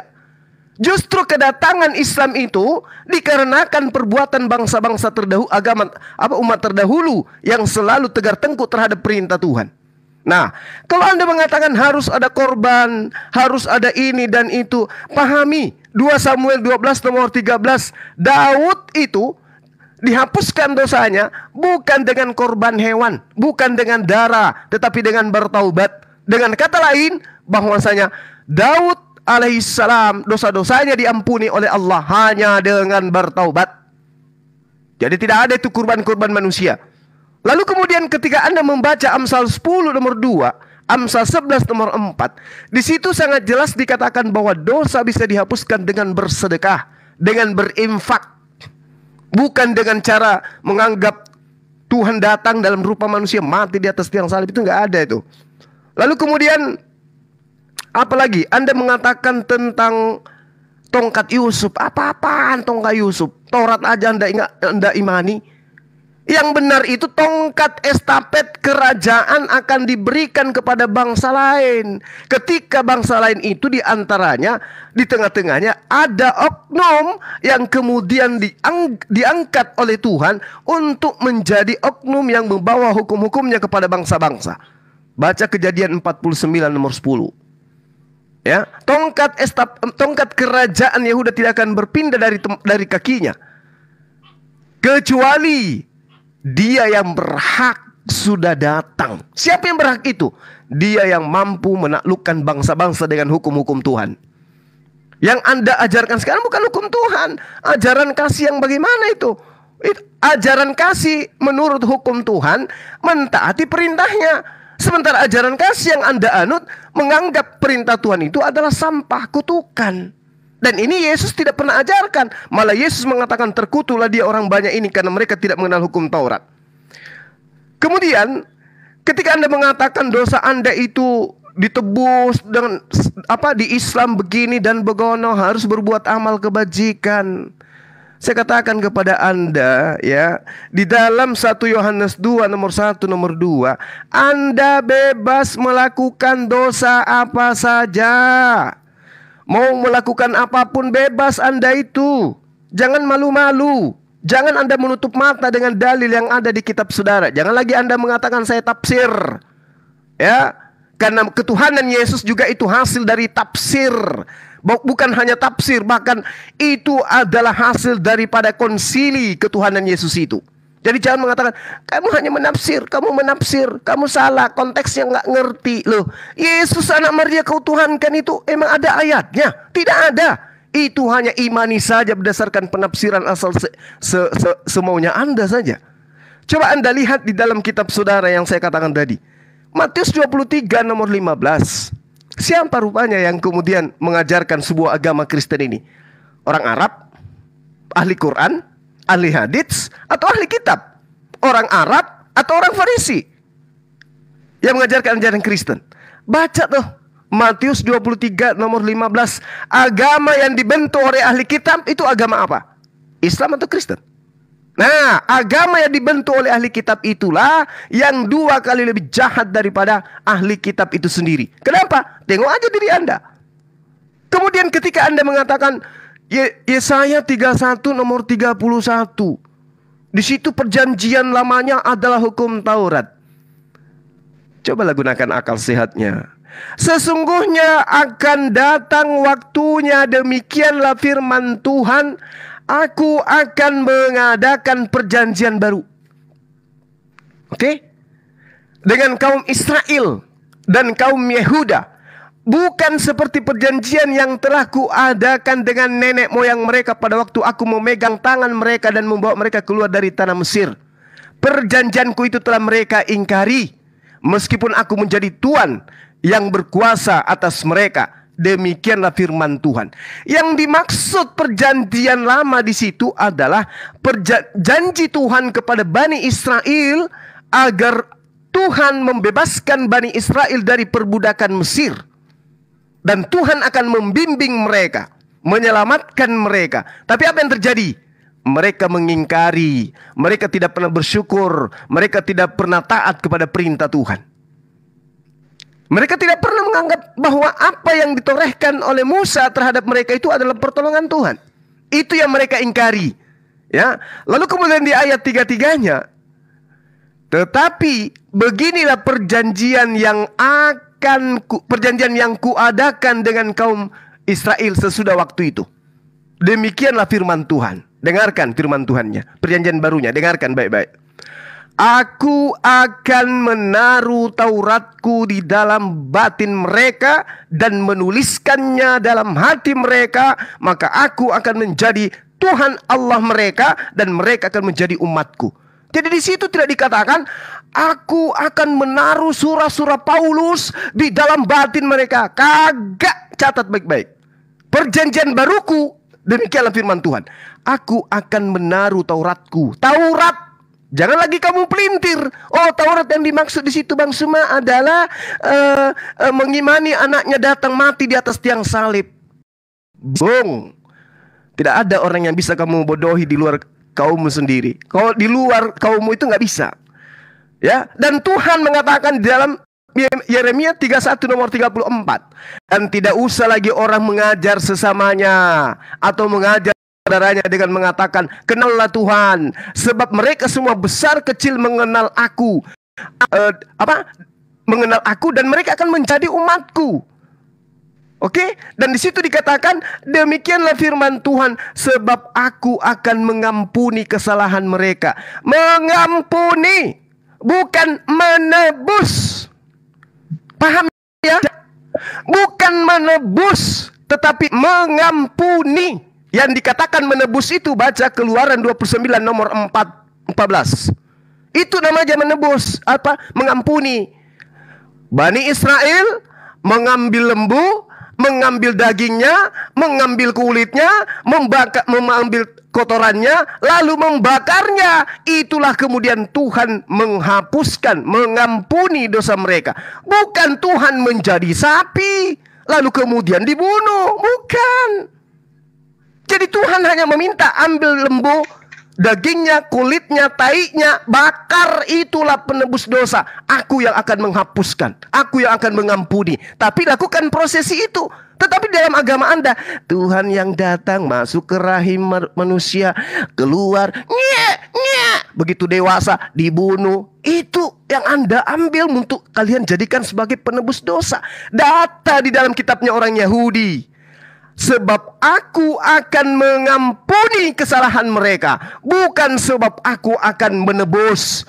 Menebus itu kepegadaian, bukan kepada Tuhan penebusan itu. Jadi Tuhan hanya mengajarkan untuk menebus dosa itu dengan hewan kurban. Yesus mengajarkan menebus dosa dengan penyembelihan persembahan Musa, Matius 8 nomor 4. Tapi persembahan mati di atas tiang salib, anak Maria semata wayang, ya, yang dibesarkan dengan susah payah, kalian jadikan sebagai tumbal untuk dosa-dosa kalian. Itu yang ngajarin sopo? 1 Yohanes 2 nomor 1 nomor 2. Anak-anakku yang terkasih, janganlah engkau berbuat dosa. Tetapi jika engkau berbuat dosa, jangan khawatir, sebab ada Yesus sebagai pendamai dosa-dosa kita. Bahkan bukan cuma dosa kita, tapi juga dosa dunia. Ini ajaran sopo iki? Yesus tidak pernah mengajarkan itu. Ya, Yesus mengajarkan bertobat, bertobat, bertobat, bertobat, bertobat. Bukan seperti Roma 10 nomor 9 nomor 10. Jika engkau mengaku dengan mulutmu bahwa Yesus itu adalah Tuhan, dan apa yang kau katakan itu kau imani sepenuh hati, maka engkau akan diselamatkan. Iki jalan dari mana tuh? Iku jangan asal enak dewe. Nggak pernah diajarkan oleh Yesus. Yesus ajarkan, jika engkau ingin memperoleh hidup, taatilah segala perintah-perintah Tuhan. Di mana perintah Tuhan itu? Bukan di surah Paulus, bukan di surah Lukas, bukan di surah Markus, tapi adanya di hukum Taurat. Makanya Yesus mengatakan, sebelum langit dan bumi lenyap, setitik pun hukum Taurat tidak bisa dibatalkan. Nah, sekarang Anda percaya siapa? Yesus atau Paulus? Yesus atau Paulus yang Anda percaya? Maka Yesus mengatakan, enyahlah daripada aku, kalian semua pembuat kejahatan. Asyhadu. Terima kasih, Bang Suma. Oke, silakan. Ada sekitar Pak Kiai, silakan Pak 15 Kiai. poin ya, Bang?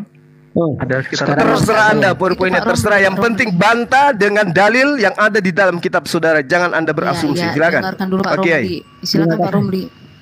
Ya, terima kasih Gus Suma. Bagus top Marco top panjenengan ini. Juga Jeng Mina ya, Jeng Mina. Jeng Mina ini kayak orang Madura itu. Ancor Mina. Begini, ada paling tidak 3 poin. Yang pertama begini. Tadi Jeng Mina ini juga siapa itu mengatakan di Torah itu begini. Haram makan ini, makan ini, makan. Jadi begini. Kita ambil dulu urutan bahwa Tuhan kita, Tuhan semuanya, Tuhan semesta alam sama. Itu. Al-ana kama kana. Dia yang dulu seperti yang sekarang. Jadi itu ada lagunya itu. Jadi Tuhan kita itu sama. Tetapi karena perjalanan dari masa ke masa itu, Tuhan kita yang sama itu ingin menyelamatkan semua makhluknya, maka menurunkan 124.000 nabi rasul utusan dan menurunkan 100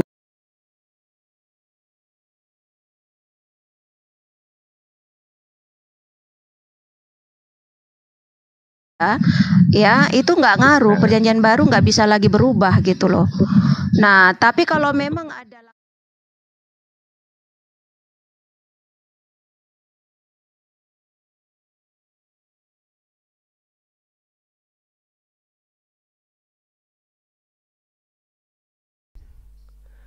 Balle-balle misencuk kada maka. Ngapa nakaman deh pemirsa? Loh, kok bisa kayak gini? Orang lagi menjelaskan, kok live-nya dimatikan? Dimatikan atau jaringan? Oh, dimatikan. Oh, gitu. Live diakhiri, bukan jaringan. Oh, gitu toh. Nanti tunggu dulu muncul di teman-teman kita ini. Berarti kan ini telat. Yang ini telat apa? Kalau di sini enggak. Oh, iya. Sahabat-sahabat yang dimuliakan oleh Allah Subhanahu wa taala, entah siapa yang salah, apakah aku yang salah atau mereka yang salah gitu ya.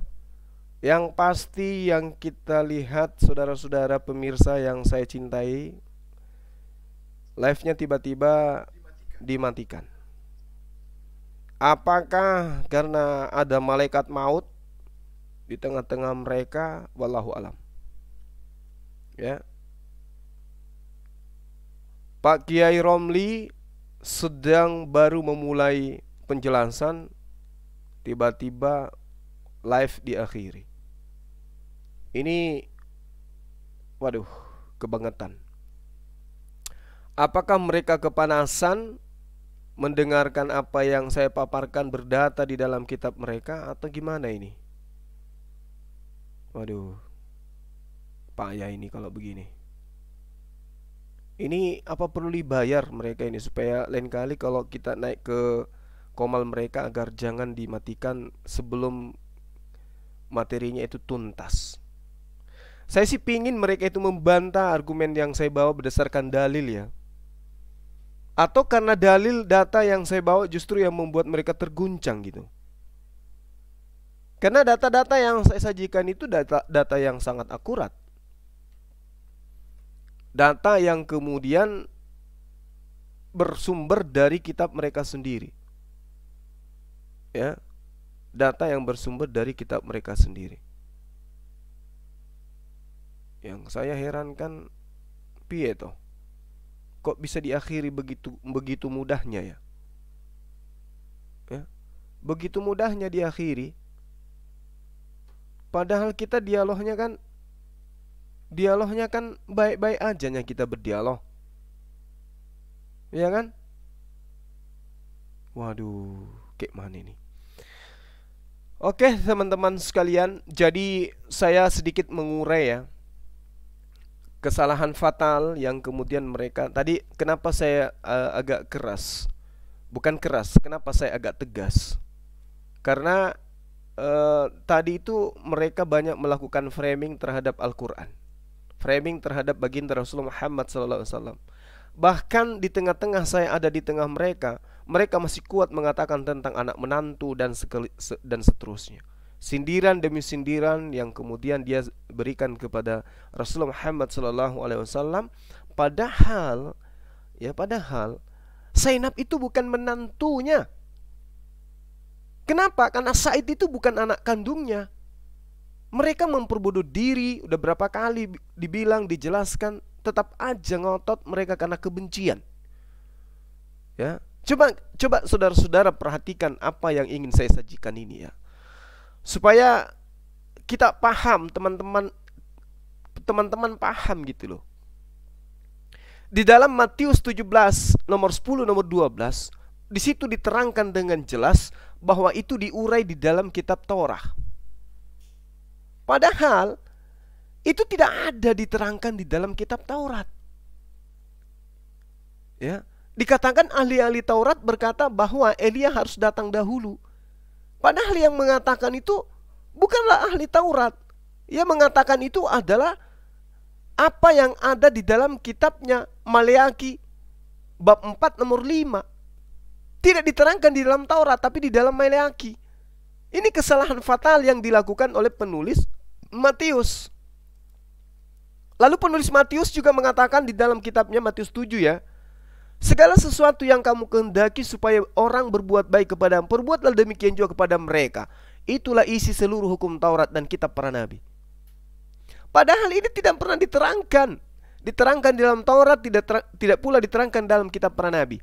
Justru diterangkannya di dalam Lukas 6 nomor 31. Memang Lukas itu kitab nabi.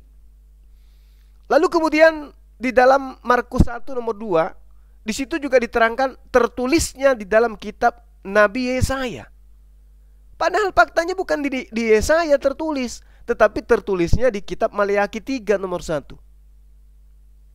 Lalu kemudian Galatia 3 nomor 11, di situ diterangkan tentang sesuatu yang berasal dari hukum Taurat. Tetapi setelah dicari di hukum Taurat itu tidak tertulis di Galatia, tidak tertulis Galatia 3 nomor 11 ini yang dibahas itu tidak tertulis di hukum Taurat, tapi tertulisnya di Habakuk 2 nomor 4.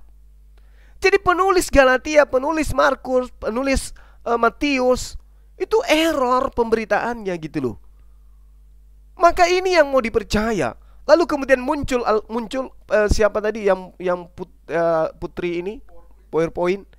Kenapa Al-Quran itu selalu mengambil? Saya katakan waktu itu ya, fawailul lilladzina yaktubuna al-kitaba bi'aydihim thumma yaquluna hadza min 'indillah liyastaru bi thamanan qalila. Fawailul lahum mimma katabat aydihim wa wailul lahum mimma yaksibun. Maka celaka yang besar terhadap mereka orang-orang yang menulis Alkitab dengan tangan mereka sendiri. Lalu dikatakannya ini dari Allah dengan maksud untuk memperoleh keuntungan yang sedikit dengan perbuatan itu. Maka kecelakaan besarlah bagi mereka akibat yang ditulis oleh tangan mereka sendiri, dan kecelakaan besarlah bagi mereka akibat apa yang mereka kerjakan. Sahabat yang dimuliakan oleh Allah, lalu kemudian Allah menerangkan di dalam surah Al-Baqarah ayat 101. Walamma ja'ahum rasulun min 'indillah musaddiqan lima ma'ahum ya nabatha fariqum minal ladzina utul kitaba kitaballah wara'a zuhurihim ka'annahum la ya'lamun.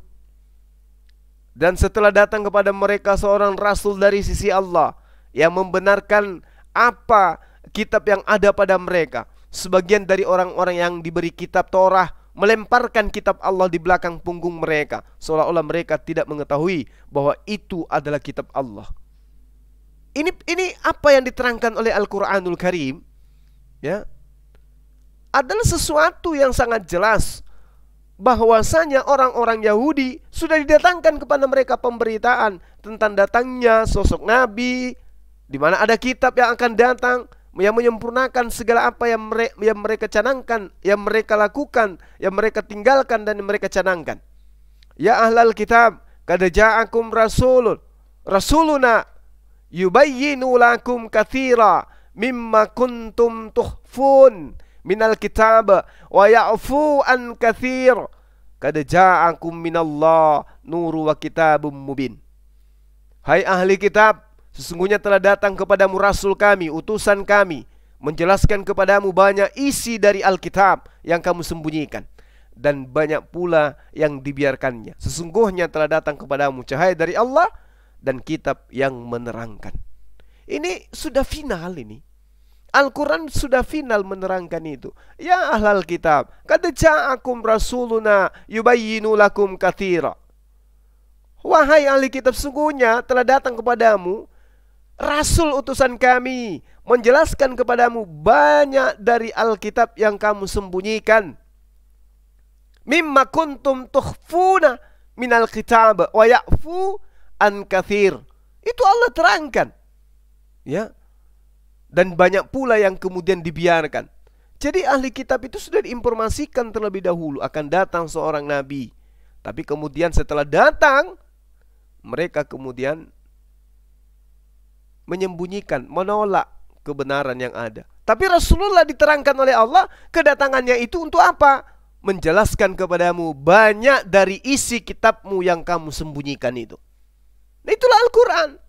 Jadi ketika kemudian si putri PowerPoint itu mengatakan, kenapa Al-Quranmu itu suka menjelaskan agama-agama bidat yang dibidatkan oleh Kristen? Kenapa? Ya, karena Al-Quran itu datang untuk kemudian menjelaskan apa yang kau bidatkan itu, apa yang kau sembunyikan. Sebenarnya yang kau bidatkan itu adalah yang benar. Makanya kitab Filipus kalian tolak, kalian sembunyikan. Barnabas kalian sembunyikan. Apalagi Thomas dan seterusnya kalian sembunyikan. Kenapa? Karena itu yang diterangkan oleh Al-Quran. Sekiranya kalian tidak membidatkan sekte lain daripada kalian, seperti Arius misalnya, yang mendudukkan Yesus hanya sebagai utusan Tuhan, yang mendudukkan Yesus itu sebagai nabi, kalian tolak, kalian sesat-sesatkan. Justru itulah yang diungkap oleh Al-Quran. Yang kalian sembunyikan itulah yang Al-Quran terangkan kemudian. Lantas kemudian kalian mengatakan, loh kok Al-Quran sama seperti yang bidat? Yang sebenarnya bidat itulah yang kalian lakukan, yang kalian sembunyikanlah itu yang benar. Yang mengatakan Rasulullah Isa itu adalah benar-benar utusan Allah Subhanahu wa ta'ala. Inilah ya sahabat-sahabat sekalian, bagaimana Al-Quran itu kemudian menerangkan lebih valid tentang keadaan nabi-nabi terdahulu yang diperlakukan oleh umatnya. Nah, kembali kepada tema yang tadi sahabat, sebenarnya harusnya mereka itu malu gitu loh. Ketika saya membacakan Yehezkiel 5, ya, harusnya mereka itu malu. Mereka memuji kemudian ahli kitab, tetapi Allah menerangkan, menorehkan dengan begitu sempurna. Beginilah firman Tuhan Allah, inilah Yerusalem. Kalau berbicara mengenai Yerusalem berarti ahli kitab. Berbicara mengenai Yerusalem berarti Bani Israel. Ini tidak bisa diragukan.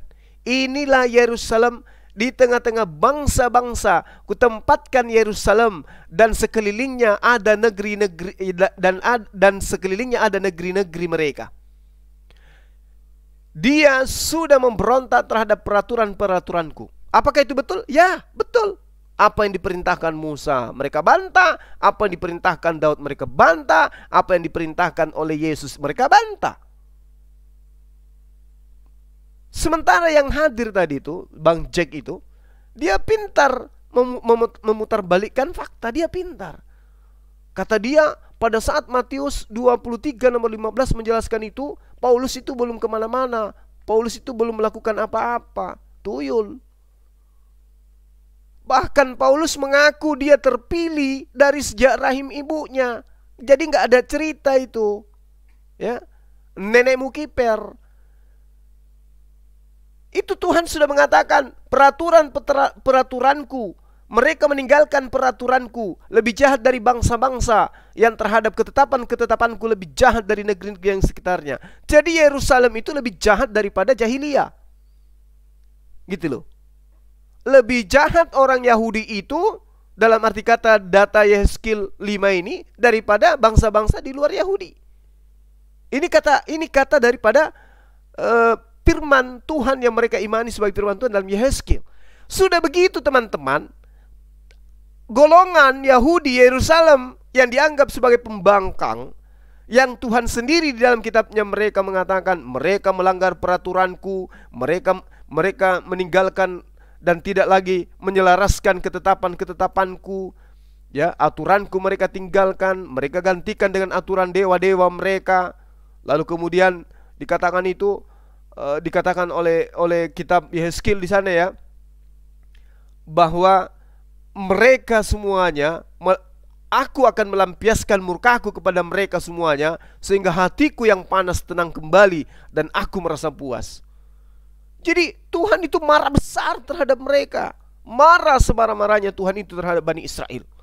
Tapi kemudian muncul sebuah kelompok yang mengatasnamakan mereka lahir dari rahim golongan yang dimurkai oleh Allah, dengan PD-nya lagi. Makanya ketika ditabrakkan dengan pengajaran Yesus, mereka nangis. Ya. Coba kita lihat di dalam Yohanes. Nanti teman-teman akan mengatakan, loh, katanya Bang Suma Yohanes itu bukan firman Tuhan, tapi kok dibawa-bawa? Yang mana sih yang benar, Bang? Katanya Yohanes bukan firman Tuhan, tapi kenapa Yohanes Anda jadikan sebagai acuan? Saya katakan kepada saudara, buka Yohanes 21 nomor 24 dan nomor 25. Apa yang diterangkan di sana oleh penulis kitab Yohanes? Dialah murid. Nah, maksudnya dialah murid. Ada murid bernama Yohanes yang datang kepada penulis kitab Yohanes. Dialah murid yang memberi kesaksian tentang semua ini. Jadi murid bernama Yohanes memberikan kesaksian tentang semua ini, yang telah menuliskannya, dan kita tahu bahwa kesaksiannya itu benar. Jadi penulis kitab Yohanes mengatakan kesaksian murid Yesus bernama Yohanes itu benar. Oke? Benar ya? Dari data ini ya. Dialah murid yang memberi kesaksian tentang semua ini dan telah menuliskannya, dan kita tahu bahwa kesaksiannya itu benar. Kesaksiannya itu benar. Artinya yang menulis kitab Yohanes ini bukan Yohanes anak Zebedeus, bukan Yohanes murid Yesus. Sehingga ketika ada data di dalam kitab Yohanes itu yang membicarakan tentang Yesus, kemudian Rasulullah Muhammad SAW mengatakan jangan kamu tolak dan jangan kamu terima. Artinya jadikan sebagai pelajaran. Jangan kau terima dan jangan kamu tolak. Jangan kau terima sebagai firman Tuhan, jangan kau terima sebagai sabda Yesus, tapi jangan juga kamu tolak itu sebagai sesuatu yang murni tidak ada kaitannya dengan cerita-cerita yang terjadi pada masa Nabi Isa alaihissalam. Yohanes 8 nomor 26. Banyak yang harus kukatakan dan kuhakimi tentang kamu, akan tetapi dia yang mengutus aku adalah benar, dan yang ku dengar daripadanya itu yang kukatakan kepada dunia. Jadi Yesus ini yang harus menjadi sandaran untuk didengar. Itu satu. Yesus menerima firman dan menyampaikan, dan firman yang disampaikan Yesus itu yang harus kita dengarkan, yang harus Bani Israel dengarkan. Itu yang pertama. Kedua, di dalam Yohanes 8 nomor 40. Tetapi yang kamu kerjakan itu adalah berusaha membunuh aku. Aku ini, kata Yesus, seorang yang mengatakan kebenaran kepadamu. Jadi aku ini adalah orang yang berkata-kata benar kepadamu, yaitu kebenaran yang kudengar dari Allah. Jadi Yesus yang mau dibunuh itu mengaku dengan jujurnya di tengah-tengah Bani Israel, aku yang kau ingin bunuh ini adalah orang yang berkata kebenaran, yaitu kebenaran yang kudengar dari Allah. Berarti Yesus ini adalah Nabi Rasul yang mendengarkan firman Allah, dan firman Allah itulah yang Yesus sebut sebagai kebenaran. Kebenaran yang kudengar dari Allah. Berarti yang mendengarkan firman Allah siapa? Yesus. Berarti Yesus yang harus menjadi sandaran penyampaian. Yes. Bukan Paulus, tapi Yesus. Dua ya. Yang pertama tadi Yohanes 8 nomor 26. Banyak yang harus kukatakan dan kuhakimi, akan tetapi Dia yang mengutus aku adalah benar, dan apa yang kudengar daripadanya itu kukatakan kepada dunia. Yesus mendengar dan menerima firman dari Allah. Kedua, Yohanes 8 nomor 40, yaitu kebenaran yang kudengar dari Allah. Berarti Yesus mendengarkan firman dari Allah. Kemudian yang ketiga, Yohanes 14 nomor 24. Barang siapa tidak mengasihi aku, ia tidak menerima perkataanku, dan perkataan yang kamu dengar itu daripada aku, bukan daripada aku, melainkan dari Bapa yang telah mengutus aku. 3. Tolong didengarkan baik-baik ya. Tolong dengarkan baik-baik. Jadi semua poin-poin yang Yesus jelaskan di dalam catatan saksi yang bersaksi kepada penulis kitab Yohanes ini, itu Yesus menekankan bahwa Dia mendengarkan firman, Dia menerima firman dari Tuhannya, kemudian Dia juga menyampaikan firman kepada murid-muridnya. Yohanes 17 nomor 8. Ini yang keempat.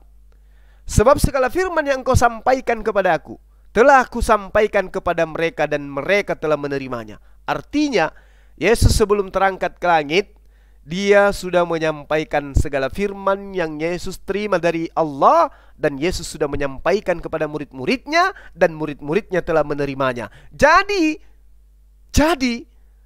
tulisan-tulisan, catatan yang dihasilkan dari hasil penyelidikan yang datang dan dituliskan setelah Yesus terangkat, itu bukan lagi murni dari firman yang Yesus terima dari Allah, yang Yesus sampaikan kepada muridnya, dan muridnya